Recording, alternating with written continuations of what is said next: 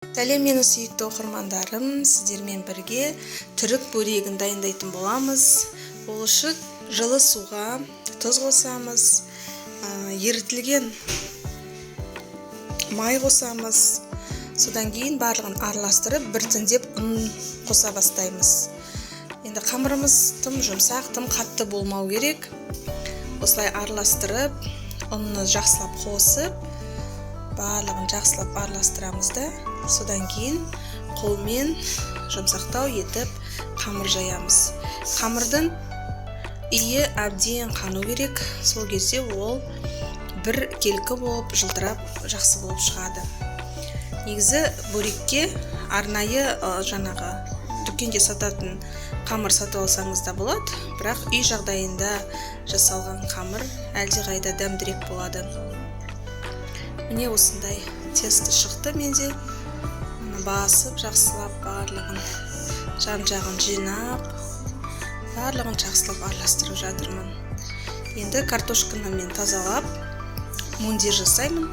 Ол үшін арнайы қайнаған суға картопты тазалап ашып салып қойдым. Қазір пісіп жатыр. Міне барлығын осылай жинақтадым. Жақсылап басып, бірнеше уақытқа, 10 минутқа бетін жауып қою керек. Бұл әбден кішкене қамырымыз демалу керек. Көбірек негізі қамырды көбірек басқан дұрыс. Араласып, ортасының барлығы бір келкі болады. Міне жауып қойдым. Енді ішкі начинкасын дайындаймын. Картопты, тазаланған картопты суға пісіріп алдым, тұз салып. Осыған сливочное масло қостым. Менде 72%. Оған жылы сүт қостым. Осылай барлығын жақсылап езіп шықтым. Оған дейін үккіштен сыр дайындап қойған болатынмын, өткізіп. Сол сырды да осыған салып, араластырып, қалған сүтімді қосып, барлығын жақсылап араластырып аламын. Енді бұл жерде тұз қоссаңыз да болады, кішкене дәміне қарай. Және бұрыш қосуға да болады. Мен балдарға дайындағасын мұндай ащы етіп жасаған жоқпын. Бұл сыр мен пюре қосылған кезде өте бір сондай дәмі өте ерекше болады. Енді осылай қамырымызды екі бөлікке бөліп, бір бөлігін дөңгелетіп жайып, ұнды көп қолданбаңыздар. Ұнды осылай сәл ғана қоссаңыз болады. Міне осындай етіп қамыр жаямыз. Қамырымыз енді тым үлкен де болмаған жақсы. Оның жасауына ыңғайлы болады. Міне ұн қоспасаңыз да көп жабыса бермейді. Тек арасында ғана жайлап қана сеуіп қойсаңыз жеткілікті. Ұнның өзі қамырды құрғатып жібереді.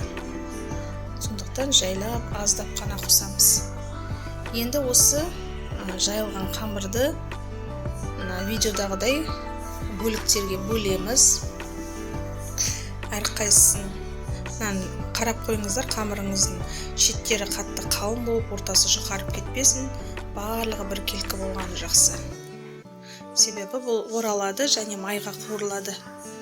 Сондықтан жұқалау болғаны жақсы. Енді осындай бөліктерге мені бөліп жатырмын.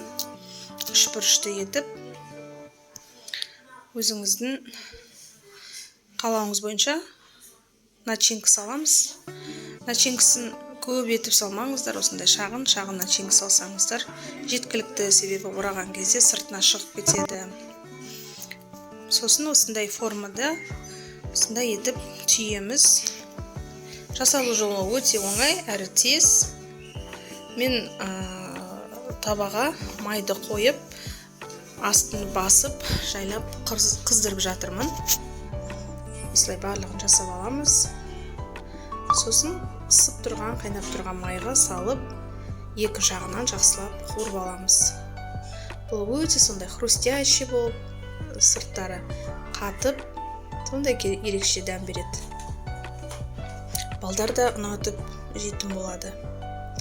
Міне осындай етіп жасап алдым. Менде тағы бір қамырым бар. Оны да осылай жайып, әрқайсысына начинкасын салып жасаған болатынмын. Енді ысып қайнап тұрған майға салып, екі жағынан жақсылап қуырып аламыз. Жақсылап қуырғаннан кейін қағазға түсіреміз, майын сорықтыру үшін. Енді астарыңыз дәмді болсын.